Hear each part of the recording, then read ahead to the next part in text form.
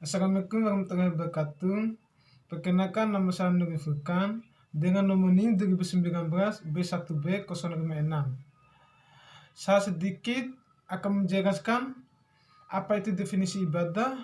Definisi ibadah secara etimologi berarti merendahkan diri serta tunduk di dalam syarat ibadah. Mempunyai badan definisi, tetapi makna dan maksudnya satu definisi itu antara lain dan pembagiannya. Yang poin pertama, ibadah ialah taat kepada Allah Subhanahu wa Ta'ala yang menciptakan manusia dan isi bumi ini. Dan yang kedua, ibadah mendadakan diri kepada Allah Subhanahu wa Ta'ala, yaitu tingkah laku dan perilaku kita seperti apa kedepannya dan akan dipertanggungjawabkan kepada akhirat. Ya, saya akan menjelaskan. Yang nomor 2, apabila anjing masuk dalam masjid, maka hukum agama akan haram bagi anjing yang masuk dalam masjid. Jika hingga saat ini Anda masih bingung dengan hukum najis anjing, mengetahui terlebih dahulu bahwa terdapat berbagai macam pandangan ulama mengenai najis anjing ini. Tidak seluruh ulama menyampaikan persoalan najis anjing sehingga berbeda-beda hukum. Dalam beberapa mazhab, misalnya dalam mazhab Maliki, anjing tidaklah najis karena menurut mazhab ini setiap makhluk hidup adalah suci. Binatang sendiri dikatakan najis apabila mati atau tidak disembelih dengan cara syariat agama Islam. Karena itu dalam mazhab Maliki, ketika tubuh kita atau benda apapun terkena air liur anjing, membasuhi hanya sebuah sunnah yang bersifat ta'budi. Sementara itu dalam mazhab Hanafi, tidak seluruh bagian tubuh anjing adalah najis. Bagian anjing yang najis hanyalah keringat dan air liurnya, sehingga wajib untuk menyucikan apabila tubuh atau suatu benda terkena keringat atau air liur anjing. Cara menghilangkan najis anjing menurut mazhab Hanafi sendiri berbeda-beda. Para ulama berpendapat soal beberapa banyak jumlah basuhnya yang harus dilakukan sebagai mengentalkan diri basuhnya sebagai lagi 5 basuhan dan 7 basuhan. Berbeda dengan mazhab Syafi'i dan Hanbali yang berpendapat bahwa seluruh tubuh anjing adalah najis termasuk bulu, keringat maupun air liurnya, sehingga wajib untuk membasuhi tubuh atau benda yang terkena anjing sebanyak 7 kali, salah satunya dengan tanah sebagai cara menghilangkan najis anjing. Di Indonesia sendiri, mazhab Syafi'i paling banyak digunakan dan dipercayai, sehingga wajar apabila hingga saat ini seorang muslim yang memelihara anjing di rumah masing-masing sangat tabu untuk bicarakan. Berbeda dengan di luar negeri muslim, memelihara anjing bukan sesuatu yang aneh dan cenderung banyak ditemui. Jika sebagian muslim terbiasa memelihara dan bermain dengan anjing, bisa jadi mereka menggunakan mazhab Maliki yang berpendapat anjing tidaklah najis. Ya, baik, selanjutnya saya akan baca Al-Quran dari nomor 3.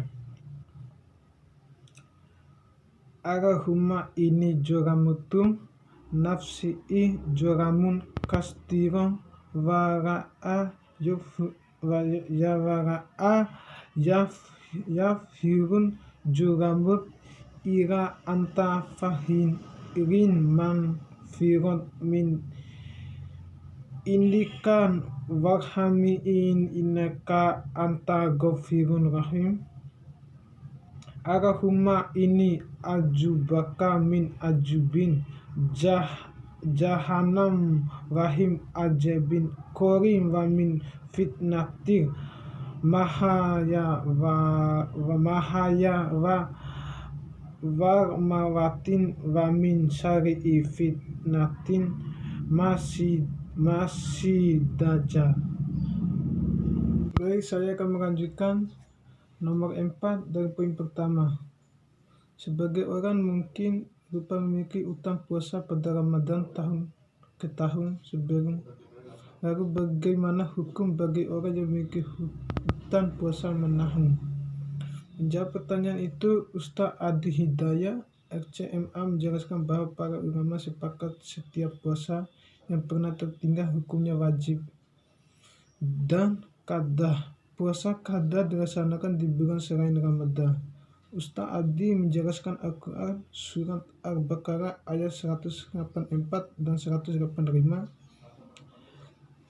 yaitu beberapa hari yang ditentukan, maka barang siapa di antara kamu ada yang sakit atau dalam perjalanan lalu dia berduka, maka wajibnya bagi puasa sebanyak hari yang ditinggalkan itu pada hari-hari yang lain, dan wajib bagi orang-orang yang berat menjalankan.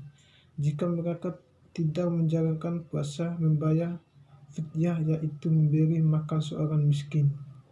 Barang siapa yang dengan kerelaan hati mengajarkan kebijakan, maka itulah yang lebih baik baginya, dan berpuasa lebih baik bagimu jika kau mengetahui. QS Al-Baqarah 184. Ya, lanjut poin yang B atau nomor 2.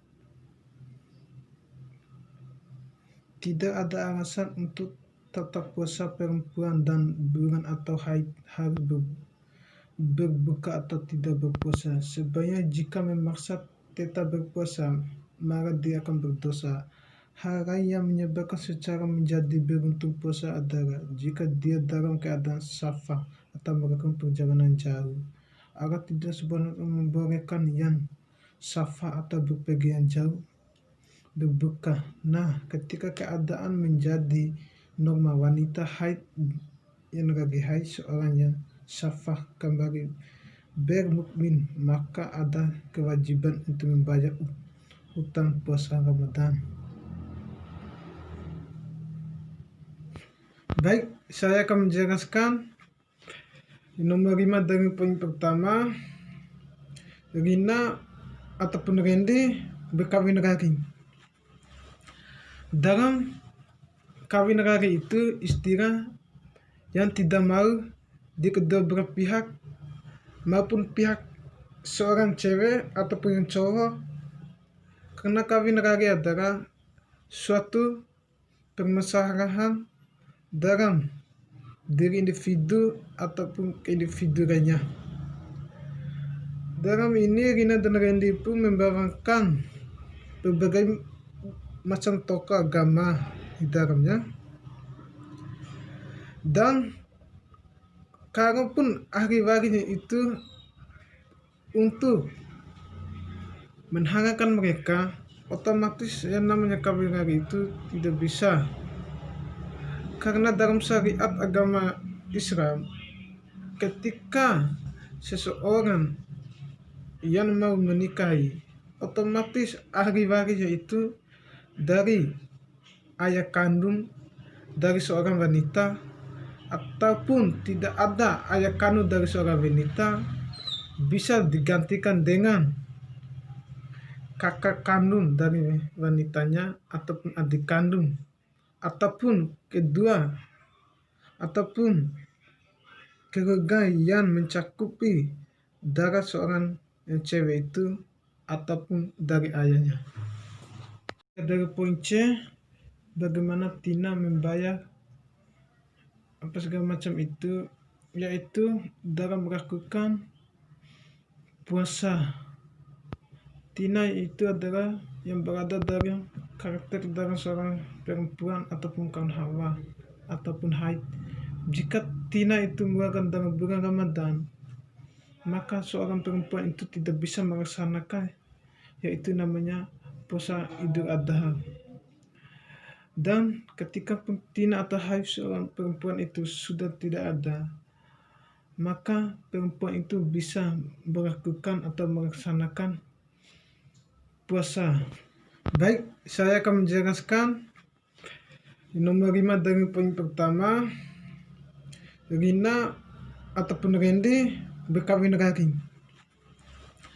Dalam kawin lagi itu istilah yang tidak mau di kedua belah pihak maupun pihak seorang cewek ataupun yang cowok, karena kawin lagi adalah suatu permasalahan dalam diri individu ataupun individu lainnya. Dalam ini Rina dan Randy pun membawakan berbagai macam tokoh agama di dalamnya, dan kalaupun ahli-warisnya itu untuk menghangatkan mereka, otomatis yang namanya kawin lagi itu tidak bisa, karena dalam syariat agama Islam ketika seseorang yang mau menikahi, otomatis ahli warisnya itu dari ayah kandung dari seorang wanita, ataupun tidak ada ayah kandung dari seorang wanita, bisa digantikan dengan kakak kandung dari wanitanya ataupun adik kandung, ataupun kedua, ataupun keluarga yang mencakupi darah seorang yang cewek itu, ataupun dari ayah. Ya, lanjut nomor 5 dari poin B. Taharat. Apabila Rina dan Randy ingin merujuk kembali, ya tergantung dari mereka. Lihat dulu kondisi dan situasinya. Ketika mereka mau memperikatkan kembali hubungan keluarga mereka, maka tak ada satu jalan dan tak ada satu orang pun bisa menghalangi berbagai macam cara. Karena rasa seseorang itu tidak bisa disembunyikan, apalagi tidak bisa untuk menghalangi berbagai macam cara. Dalam syariat agama Islam, ketika mereka ingin merujuk kembali, otomatis mereka harus mengikuti prosedur-prosedur yang dianjurkan oleh agama Islam sesuai dari ayat Al-Quran, dari hukum agama dan segala macam yang berbau agama Islam, baru mereka bisa merujuk kembali. Dan jika Rina pun ingin menikahi dengan Amir, dan kalaupun Rina berstatus sudah bercerai dengan Randy, ataupun bisa dikatakan Rina itu seorang janda, otomatis Rina bisa menikah dengan siapapun. Kalaupun Rina masih berstatus dari istrinya Randy, otomatis tidak bisa menikahi Amir. Dan kalaupun Rina masih status janda ataupun sudah tidak ada yang namanya tali rumah tangga dengan si Randy, otomatis mereka bisa mencari pasangan mereka masing-masing, dan Rina pun bisa menikah dengan si namanya si Amir ini, ataupun bisa menjalankan rumah tangga mereka ya, sesuai dengan syariat agama Islam yang dianjurkan dalam Quran segala macam. Ya, masih dengan nomor 5, lanjut dengan nomor 5 dengan poin terakhir. Saran dan apa saran kita dari cerita Rina si Randy ini menjadi sebuah pelajaran bagi kita. Mencari jodoh adalah bukan hal mudah, tapi mencari jodoh itu bisa kita mencari babat dan bibirnya.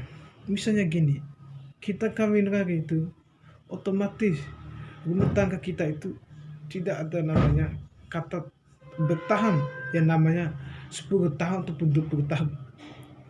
Karena kawin lagi adalah sebuah yang tidak disetujui kedua pihak, misalnya pihak si cowok ataupun pihak si cowok, sehingga mereka nanti pun ada yang namanya rumah tangga, otomatis kedua pihak yang cowok si cewek ataupun suami istri ini, dari bapak si cowok, dari bapak si cewek ini tidak baru menyatu mereka. Maka dari itu, sebuah pelajaran kita bahwa kawin ragedra bukan hal yang mudah. Dan kawin ragin juga adalah yang paling dibenci oleh agama Islam ataupun dari anjuran-anjuran agama yang diketentuhi dari syariat Islam. Maka dari itu, carilah jodoh yang bisa ataupun yang paling urgent untuk menentukan kita bagaimana berkehidupan sosial ataupun berkehidupan yang rumah tangga yang sebenarnya.